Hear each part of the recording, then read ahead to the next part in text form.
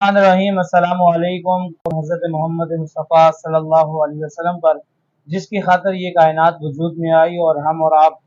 सब जिसके सदके इस दुनिया में मौजूद हैं,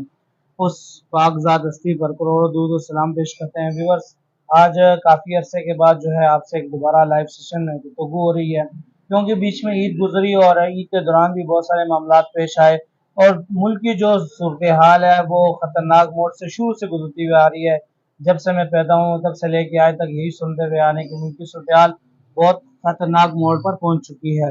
मगर ये हमेशा से चलती आ रही है और आगे पता नहीं कब तक ये ख़तरनाक मोड़ तक जाती रहेगी। इसके ऊपर भी गुफ्तगू करेंगे और जो मुल्क के आज़ाद खिता रियासत जम्मू और कश्मीर के अंदर जो रजीम चेंज हुआ है इसके ऊपर भी बात करेंगे और इसके साथ साथ हम जो सुप्रीम कोर्ट के अंदर हाल ही में जो एक समात चल रही है, बड़े काबिल गौर भी है और काबिल फ़िक्र भी है।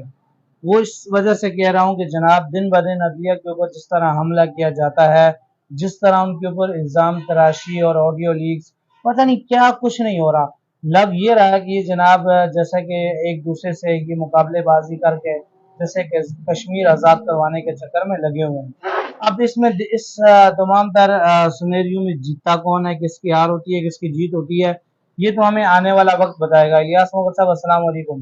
सर, आपकी तरफ से और मेरी तरफ से भी व्यूवर्स को गुज़श्ता ईद मुबारक हो।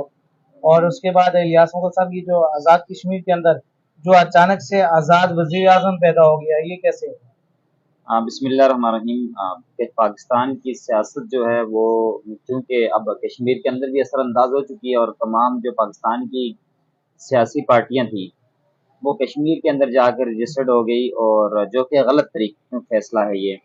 और ये आइन और कानून के खिलाफ है ये। अगर पाकिस्तान का कोई शहरी कश्मीर के अंदर ज़मीन नहीं खरीद सकता तो उसकी जमात कैसे रजिस्टर्ड हो सकती है? सो XY हुआ, उसके असरात इतने बुरे हुए कि कश्मीर के अंदर इस तरह के रजीम चेंज आज से पहले कभी नज़र नहीं आई। वज़ीर-ए-आज़म हुकूमतें इस तरह ख़त्म नहीं की गई और इस तरह अदम एतमाद नहीं किया गया और इतनी कमज़ोर नहीं की गई। और इसके पीछे आपको पता है कि हमारे बहुत सारे एलिमेंट्स ऐसे हैं, और इसमें सबसे इम्पोर्टेंट बात जो मुमताज़ कश्मीरी रहनुमा हैं और साबिक़ वज़ीर-ए-आज़म हैं, राजा फ़ारूक हैदर, उन्होंने कहा कि ये जो भी रजीम चेंज हुआ है इसके पीछे जनरल नसीर जो हैं वो इसमें मुलव्वस हैं। तो उसकी बात को बिल्कुल सेकंड करते हुए 100% ऐसा ही है कि इस तरह का रजीम चेंज जिसके अंदर एक आज़ाद बंदा खड़ा होता है और कोई चूँ-चुरां नहीं करता और सारे मिलके उसको वोट दे देते हैं। मज़े की बात देखें। अच्छा, आप मजे की बात ये देखें ना, यहाँ मैं माजिद साहब की बात काट रहा हूँ कि वो आज़ाद बंदा कैसे हो गया। वो तो पीपल्स पार्टी के सॉरी पीटीआई के टिकट से लड़ा है इलेक्शन। उसके बाद जो है पीटीआई का मेंबर था, वहाँ पे वजीर थे, वो मेंबर वो आप भी स्पीकर है, भी थे। वो मेंबर आप भी है, वो सब कुछ है, मगर उसको पार्टी की तरफ से उम्मीदवार नहीं बनाया गया। मगर सोचने की एक बात है कि पीटीआई के जो 27 मेंबर थे या 31 मेंबर थे, उनमें से सिर्फ ये अनवारुल हक ही क्यों? इसलिए उसका पीछे जो बैकग्राउंड जो है वो सारा का सारा वो है, वो न्यूट्रल्स वाला है। तो इस सिनेरियो के तहत ज़ाहिर-सी बात है, अब मैं नहीं कहूँगा वो बिके, मुझे नहीं पता उसकी कितनी बोली लगी, वो खरीदे गए, क्या हुआ, मगर ये सारे जो भी हुआ सब बिके हैं, ये जो खरीदे गए हैं सारे इसके अंदर मुलव्वस हैं। जैसा पाकिस्तान के अंदर रजीम चेंज आया, क़यामत की निशानी थी कि ज़रदारी और ये सब एक होकर और पाकिस्तान को खाने के लिए इकट्ठे हो गई है। तो इसी तरह ये कश्मीर के अंदर भी इन सारी सियासी जमातों को पीटीआई को कमज़ोर करने के लिए और एक आज़ाद बंदे को खड़ा करके और ये सारा रजीम चेंज करवा के, और कोई एक ऐसा वोट भी उसके मुखालफत में नहीं पड़ा। मज़े की बात सुने, ये तो बात समझ आती है कि उसको जो मुखालिफ पार्टियां थी उनके वोट पड़े, कुछ उनके पीटीआई के लोग थे उन्होंने भी सबने वोट डाले उसको। तो इसका मतलब ये हुआ यहाँ आवे कावा बिगड़ा हुआ है, सब बिकते हैं, इनके ज़मीर भी बिकते हैं, इनके अपनी बोलियां भी लगती हैं और ये आवाम को ही बेचते हैं। ये सब एक और बड़ी बात है, पिछले कई दिनों से ये 2 दिन से ये खबर चली है कि रियासत का जो सदर है उसका भी काम लगने वाला है। तो क्या कहते हैं मसला ये है कि जो रियासत का सदर है वो रियासत का सदर नहीं है। मसला ये है कि ये जो पीटीआई के जो बैरिस्टर सुल्तान है, तो ये वो शख्स है जिस पे शायद घर वाले भी एतबार करते हों या ना करते हों, मुझे इसके बारे में ज़्यादा उम्मीद यही है कि घर वाले भी इस पे एतबार नहीं करते। ये बहुत बड़ा इकलौता है, कभी एक पार्टी, कभी दूसरी, कभी तीसरी, कभी चौथी। इमरान खान की सबसे बड़ी गलती थी बैरिस्टर सुल्तान के ऊपर ये करना, एतमाद करना। और दूसरी बात ये है कि सर قیادت کے فقدان کی وجہ سے کشمیر کے اندر کوئی بھی سیاسی جماعت، خاص کر ان کی بات کر رہا ہوں، ان کی اپنی پارٹی کے اوپر گرفت نہیں ہے، گرفت نہ ہونے کی وجہ سے ٹوٹ پھوٹ کا شکار ہوئی، ورنہ پی ٹی آئی پاکستان کے اندر بھی آئی، یہاں ٹوٹ پھوٹ کا شکار نہیں ہوئی، یہاں پر قیادت کی گرفت ہے اس کے اوپر، وہاں پر گرفت نہ ہونے کی وجہ سے یہ صاحب زمین پہ سودے ہوئے وہاں پہ کے لوگ سارے۔ اچھا، ایک اور بات یہ بھی ہے کہ جو تنویر الیاس تھے وہ پارٹی صدارت سے بھی گئے، وزیر اعظم کے عہدے سے بھی گئے، اور اس کے بعد جب عمران خان نے جو اجلاس بلایا تھا اس پہ بھی نہیں گئے، اس کی کوئی خبر ہے آپ کے پاس؟ اچھا، اس میں سب سے اچھی بات جو ہے وہ متی الرحمان آصف صاحب جو ہیں چیئرمین ہیں ملت کشمیر ہیومن رائٹس آرگنائزیشن کے، انہوں نے سب سے اچھی بات یہ ہے کہ یہ سب ضمیر کے قیدی ہیں، تو ظاہر سی بات ہے جب انسان ضمیر کا قیدی ہو جاتا ہے نا تو اس کے بعد پھر اس کے آگے نظریہ اور قومیت اور غیرت اور یہ ساری چیزیں پھر بے معنی ہو جاتی ہیں، تو یہی وجہ ہے کہ جب اس کا عمران خان نے اجلاس بلایا تھا اس میں 7 لوگ پہنچے تھے، باقی لوگ نہیں بیچے، باقی کئی لوگ ایسے ہیں جن نے اپنا ضمیر بیچا ہوا ہے، اور کچھ لوگ ایسے ہیں خاص کر تنویر الیاس والا گروپ وہ الگ سے ملنا چاہ رہے ہیں اور عمران خان الگ سے اس سے ملنا نہیں چاہ رہا، تو اس لیے 7 لوگ پہنچے ہیں، باقی لوگ غائب تھے کیونکہ سب بک چکے ہیں اور سارے سوداگر ہیں۔ سر یہ تھے آزاد کشمیر کی جو موجودہ صورتحال تھی، اس کے اوپر آپ نے بہترین قسم کی روشنی ڈالی۔ سر اب آتے ہیں پاکستان کی طرف، پاکستان کے اندر جو زیر سماعت کیس چل رہا ہے، اس کی جو ہے نا آج بھی سپریم کورٹ نے کہا تھا کہ جی بڑا ایک مناسب حکم جاری کریں گے، ابھی تک کوئی مناسب حکم آیا نہیں ہے۔ اچھا، میں عدالت سے کامنٹ کرنے سے پہلے آج جو کچھ پارلیمنٹ کے اندر ہوا ہے، میں نے تھوڑی سی پارلیمنٹ کی کاروائی دیکھی تھی، اور آج ہمارے جو کیا نام ہے اس کا، ہمارے جو وزیر اعظم ہیں، مجھے وزیر اعظم کہتے ہوئے خیر شرمندگی فیل ہو رہی ہے، اور میں ویسے بھی یہاں سے تجزیہ کار بیٹھا ہوا ہوں، جو وزیر اعظم ہیں اس وقت شہباز شریف، انہوں نے بڑی جارحانہ تقریر کی اعتماد کا ووٹ لینے کے بعد، انہوں نے کہا جی ہم اس سپریم کورٹ کے فیصلے کو نہیں مانتے اور اس کو مانتے ہیں، اور یہ ان کی تو پہلے سے تاریخ ہے، اور مجھے یہاں پر ایک جو جملہ انہوں نے کہا اس میں بڑی تکلیف ہوئی، انہوں نے کہا جی ذوالفقار علی بھٹو کا جو عدالتی قتل ہوا، ہمیں نہیں پتا کہ ذوالفقار علی بھٹو کا کیسا عدالتی قتل ہوا، ہم اس زمانے میں نہیں تھے، ہم لوگ بچے تھے۔ اس کے بعد انہوں نے کہا کہ یہ دیکھیں جی، اور ہمارے فلاں بندے کو اندر کیا اور فلاں بندے کو اندر کیا اور فلاں بندے کو اندر کیا، اور نواز شریف کو ڈسکوالیفائی کیا، تو بھائی چور کو ڈسکوالیفائی نہیں کریں گے تو اور کیا کریں گے؟ فلاں فلاں فلاں فلاں کو اندر جیل میں بھیجا تو سارے چور تھے، ان کو جیلوں میں نہ بھیجتے تو اور کیا کرتے؟ پہلے تو آپ یہ بتاتے ہیں اس کو، ٹھیک ہے؟ اور پھر ایک اور بات کہ جو عدالتیں ہیں اور اس سے لوگوں کو کیا نا ریلیف مل جاتا ہے اور لوگ تو ہیں وہ اس میں جیل میں نہیں جاتے، مجھے تو سمجھ نہیں آئی کہ وزیر اعظم کو یہ جملہ کہتے ہوئے شرم کیوں نہیں فیل ہوئی کہ تیرا اپنا بھائی بھاگ کر باہر بیٹھا ہوا ہے، تو جس آئین اور قانون کی بات ہے، یہاں قانون کی بالادستی کی بات کرتے ہو، تو تم نے جو 50 روپے کے اسٹامپ پیپر کے اوپر لکھ کر دیا تھا کہ میرا بھائی واپس آ جائے گا، اور 3 سال سے وہ مجرم باہر بیٹھا ہوا ہے، اشتہاری ہو چکا ہے عدالتوں سے، اس کے باوجود بھی اتنے دھڑلے سے تقریر کرنا، آپ ان کی بےغیرتی اور ان کی بے ضمیری اور ان کی وطن فروشی سے اور کس بات کی امید لگا سکتے ہو؟ سارے پیچھے بیٹھے ہوئے ڈیسک بجا رہے ہیں غلاموں کی طرح، وہ سائرہ بانو ان کے بارے میں ٹھیک کہہ رہی ہوتی ہے کہ ان کو پتہ وتا کچھ نہیں ہوتا، دماغ سے سارے پٹواری بیٹھے ہوئے ہیں، پتہ کچھ نہیں ہے وہ کیا کہہ رہے ہیں، بس بیٹھ کر سارے ڈیسک بجائے جا رہے ہیں بجائے جا رہے ہیں بجائے جا رہے ہیں، اور خوش ہو رہے ہیں کہ ہم پاکستان کے جو نظام ہے، آنے والی نسل کو ہم یہ دکھا رہے ہیں اور یہ نسل کو سکھا رہے ہیں کہ یہ ہمارا سسٹم ہے جہاں پر عدالت فیصلہ دے گی، اور اگر ہم طاقتور ہوئے تو ہم اس کے فیصلے کو نہیں مانیں گے۔ عدالت کو نیچا دکھانے کے لیے آج یہ سارے ضمیر فروش، یہ سارے کے سارے چور، یہ سارے کے سارے جو ہیں کرپٹ مافیا جو پارلیمنٹ بھرا ہوا ہے ان لوگوں سے، انہوں نے بیٹھ کر آج یہ کام کیا۔ سر جو یہ پیپلز پارٹی ہے یہ تو کہتی ہے کہ جی ہم نے آئین دیا، ہم نے اس ملک کو جمہوری نظام دیا، فلاں دیا، ایکس وائی زیڈ جو نعرہ لگاتے ہیں، تو آج ان کی جمہوریت کہاں چلے گئی ہے؟ اس میں کوئی شک نہیں ہے، جو پیپلز پارٹی کہتی ہے اس میں کوئی شک نہیں کہ جو آئین دیا ذوالفقار علی بھٹو نے دیا، ذوالفقار علی بھٹو عظیم لیڈر تھا سر، آج جو عوام نعرہ لگاتی ہے نا بھٹو آج بھی زندہ ہے، تو وہ بھٹو کا نظریہ باقی آج بھی زندہ ہے، مگر وہ عوام کی حد تک ہے، وہ جو زرداری صاحب بیٹھے ہوئے ہیں یا ان کے جو بیٹے بلاول صاحب ہیں، ان کے اندر کوئی بھٹو وٹو کا کوئی نظریہ نہیں ہے، ان کا بھٹو نظریہ نا ان کا لٹو نظریہ ہے صرف، بس وہاں پر یہ چل رہا ہے، تو وہ یہ مفاد کے جو جب بات آتی ہے نا، وہ جسٹس نوید نے ایک مرتبہ میرے ایک پروگرام میں ہم لوگ ساتھ بیٹھے ہوئے تھے، اس نے جمہوریت کی ڈیفینیشن کی تھی، انہوں نے کہا کہ پاکستانی جمہوریت پتہ کیا ہے؟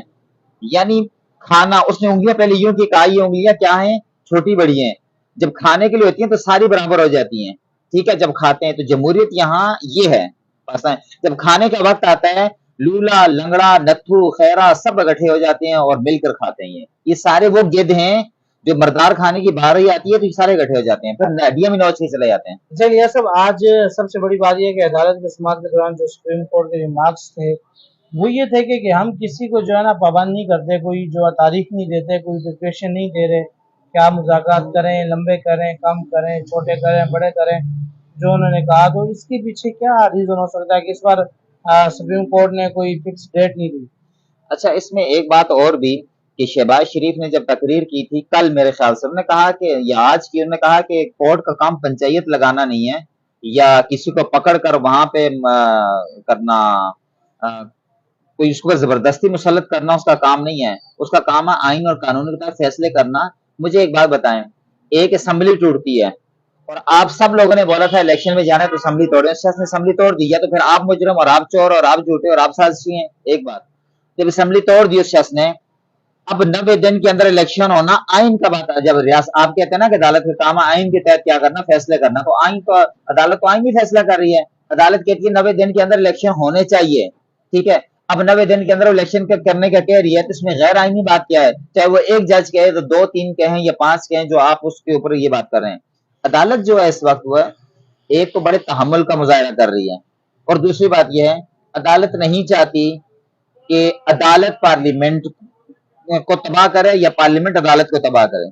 इस वजह से अदालत अब एक दरमियानी रास्ता निकालना चाहती है जहां पर कहते हैं ना सांप भी मर जाए और रस्सी भी न टूटे। अभी तक वो भी लाठी भी न टूटे, अभी तक उस नेज पे चलते हुए, उस रास्ते पे चलते हुए अदालत की कोशिश ये है कि कोई ऐसा रास्ता निकला है दोनों तरफ से। जैसे मौलाना डीजल साहब, मौलाना फजल रहमान साहब ने जो बात की आज कि क्यों मुज़ाकरात हो रहे हैं और अदालत यूं नहीं है और यूं नहीं है, और बड़े वो गुस्से में थे। पहला बात तो ये कि गुस्सा उनको ये है कि उनको कहा गया था आपको सदर बनाएंगे, तो वो तो उनको सदर बनाया नहीं है, क्यों? उनको ये कहा गया कि आप सदर बनने के काबिल नहीं है, इसलिए उनको अभी सदर नहीं बनाया गया। एक उनको ये गुस्सा है, और दूसरा उनको गुस्सा ये भी है कि उनको जो हिस्सा मिल रहा है, अगर वो हुकूमत बदल जाती है, इमरान खान का दौर आ जाता है, तो उनको हिस्सा मिलना भी बंद हो जाएगा। सारे टीए डीए और जो लूट मार सब कुछ वो खत्म हो जाएगी। तीसरी बार ये है कि अभी उसके भाई भाई ये बेटे बेटे सब असेंबली में बैठे हुए, कोई डीसी लगा हुआ, कोई क्या कर रहा है, तो वो माल भी बना रहे हैं, इसलिए उनको आ रहा है शदीद इस वक्त जो है वो गुस्सा आ रहा है। सब कुछ होने के बाद भी अदालत इस वक्त जो तहम्मुल का मुजाहरा करके एक बीच का रास्ता दरमियाना निकाल के देना चाह रही है, ये दोनों के लिए काबिल कबूल होना चाहिए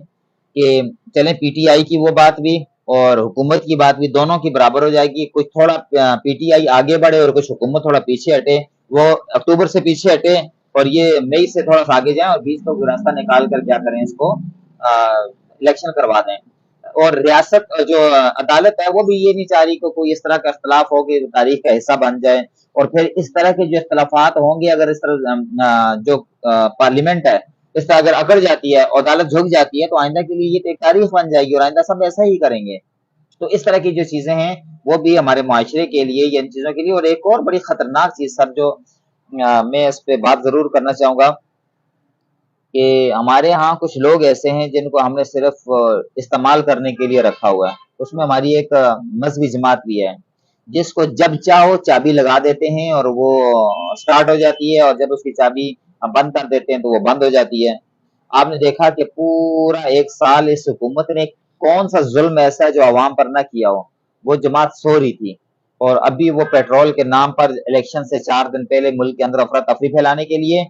लोगों की तवज्जो इन चीजों से हटाने के लिए उन्हें फिर लॉन्ग मार्च करने का ऐलान कर दिया है। और इस तरह के जो मोहरे होते हैं ना, इस तरह के जो लोग होते हैं, तो ये रियासत के लिए बड़े खतरनाक होते हैं। और एक और चीज, रियासत जब ऐसे लोगों को पालती है ना, और ये बाद में रियासती के गले में पड़ जाती है, उनकी गले की हड्डी बन जाते हैं। यह सब बहुत शुक्रिया आपकी तफसीली गुफ्तगू का। तो सर इसमें एक छोटा सा सवाल ये आपसे, क्योंकि आपका हाल ही में जो ताल्लुक रहा है पाकिस्तान अवामी तहरीक से, तो सारे सिनेरियो में पाकिस्तान अवामी तहरीक कहाँ खड़ी है? पाकिस्तान अवामी तहरीक सर वहीं खड़ी है जहाँ पहले किसी जमाने में खड़ी हुआ करती थी। और क्योंकि पाकिस्तान अवामी तहरीक एक बड़े वक्फे के बाद मेरे ख्याल से वो इलेक्शन की तरफ जा रही है, तो उसका उस तरह का जो इलेक्शन कैंपेन है या उसका वो उस तरह तक उस तरीके से नहीं जा रही। यानी वो सिर्फ अपनी हाजिरी लगवाना चाह रहे हैं। इस मरतबा उनको बड़ा शौक चढ़ा हुआ है क्योंकि लीडर उनके तो पाकिस्तान में है नहीं, ٹھیک ہے، جب انجن نہیں ہے تو ڈبے پیچھے کیا کریں گے، اس کے لیے تو ٹرین چلنی نہیں ہے، ٹھیک ہے۔ لیڈر کا ایک بہت بڑا امپیکٹ ہوتا ہے۔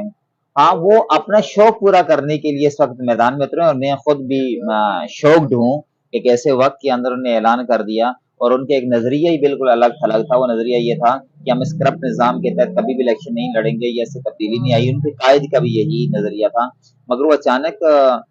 جو الیکشن کے اندر کود پڑے ہیں، مجھے اس بارے میں زیادہ بہتر نہیں مجھے نہیں پتا کہ ان کو بھی کسی نے چابی لگا دی ہے یا وہ خود ان کو خیال آ گیا ہے، اس بارے میں ابھی کچھ کمنٹ نہیں کر سکتا۔ بہت شکریہ ریاض مور صاحب، آپ نے اپنے قیمتی وقت سے ہمیں آگاہ کیا۔